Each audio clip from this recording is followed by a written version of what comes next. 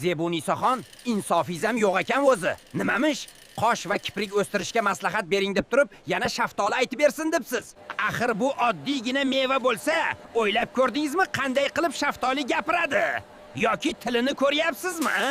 Xo'sh, shaftolioy, qani aytingchi, kiprik va qoshni nima o'stiradi? Kastor yog'i, kartor yog'i o'stiradi. Zebunisojon, xotirjam bo'ling, ko'zingizni yuming va tasavvur qiling. Shaftoli gapiryapti. Priyom, men gapiraman.